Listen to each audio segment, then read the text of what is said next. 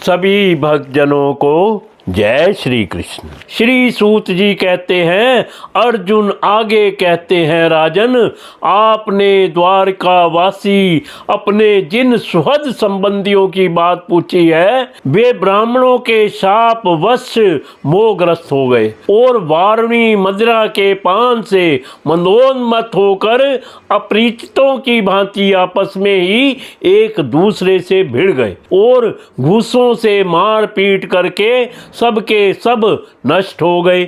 उनमें से केवल 4-5 ही बचे हैं। वास्तव में यह सर्वशक्तिमान भगवान की ही लीला है कि संसार के प्राणी परस्पर एक दूसरे का पालन पोषण भी करते हैं और एक दूसरे को मार भी डालते हैं।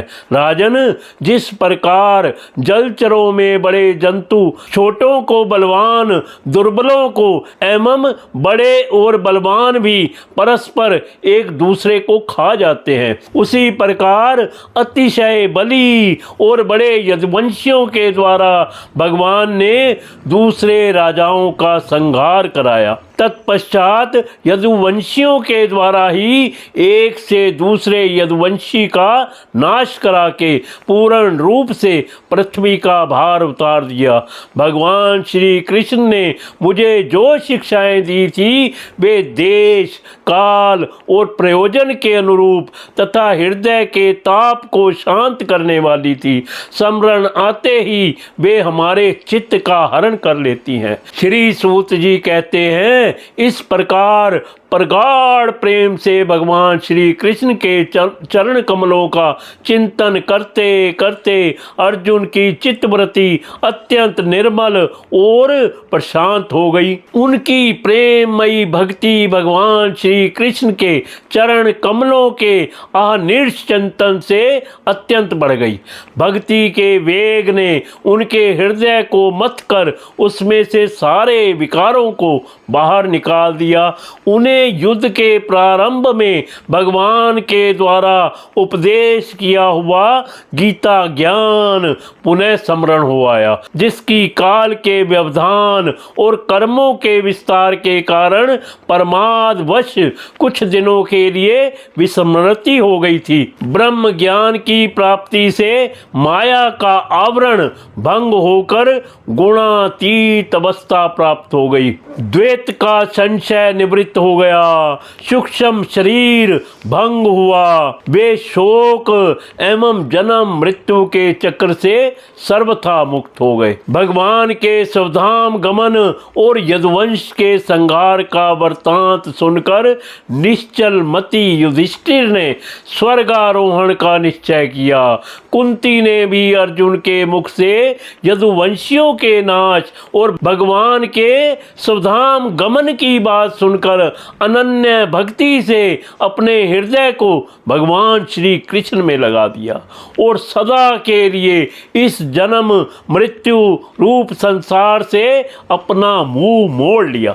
भगवान श्री कृष्ण ने लोक दृष्टि में जिस यादव शरीर से पृथ्वी का भार उतारा था उसका वैसे ही परित्याग कर दिया, जैसे कोई कांटे से कांटा निकालकर फिर दोनों को फेंक दे। भगवान की दृष्टि में दोनों ही समान थे।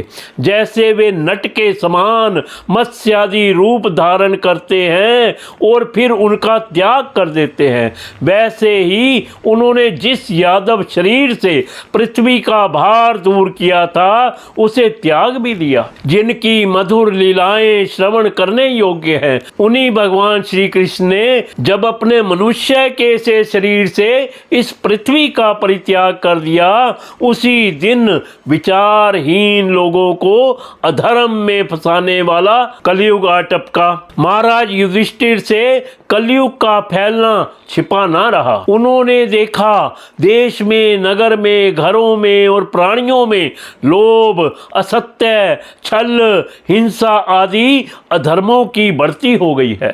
तब उन्होंने महाप्रसाद प्रस्थान का निश्चय किया।